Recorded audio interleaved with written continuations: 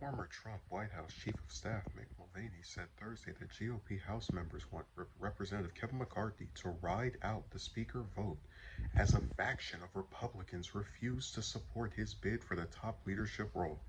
Mulvaney told anchor Caitlin Collins on CNN this morning that McCarthy supporters overwhelmingly want to wait for McCarthy to receive the necessary votes for the speakership instead of giving in to GOP members voting against him.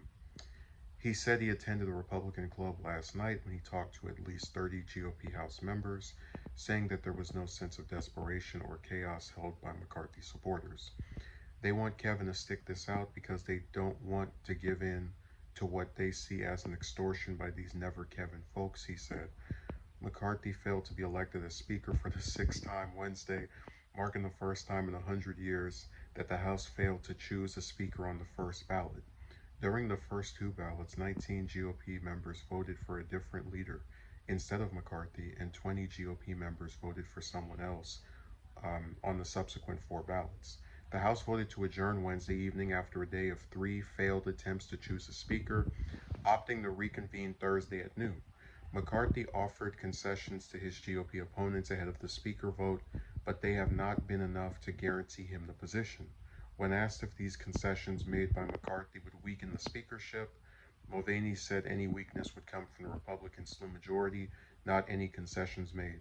It's the narrow majority that weakens the speaker position, not these concessions that Kevin might or might not give. So it was a pretty significant event, just in and of itself, to have a speaker be rejected by their party 7 times over. Again, not in my lifetime or that of many other living people has that happened. But what I really disagree with here is Mulvaney's characterization, where he says, that the McCarthy supporters want Kevin to stick it out because they don't want to give in to what they see as an extortion.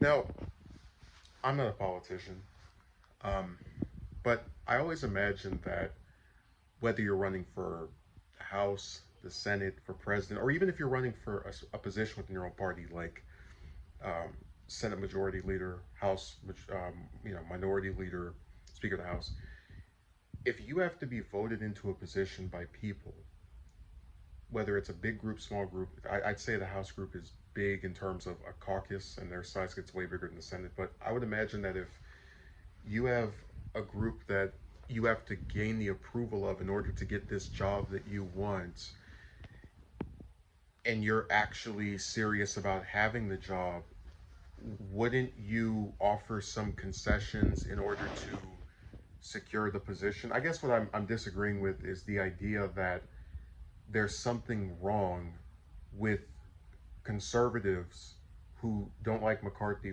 for whatever reason, giving him stated reasons for why they're not supporting him and telling him, hey, if you support this, then we'll support you. If you don't support this, we're not supporting you.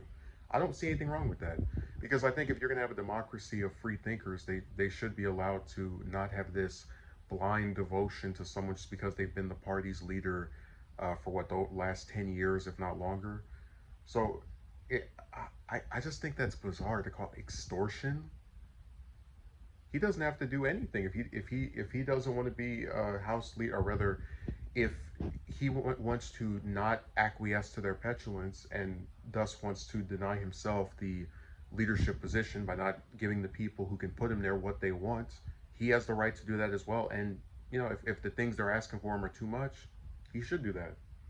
Of course, I truly believe that this is all rather goofy, and you're going to see McCarthy become speaker probably, if not by the end of the week, maybe next week or the week after that. Because the longer this drags out, you're going to see more people getting angry at the Republicans for their perceived inability to, not have a civil war within themselves, where they're arguing about who should be the speaker. When really, we've said this before, McCarthy was no different than many other Republicans in terms of supporting, Trump's agenda and all the other, standard conservative stuff. So I don't know, it seems more like a cult of personality than an actual policy discussion. But my point is, it's not extortion to tell someone, hey, if you want me to vote for you, do this.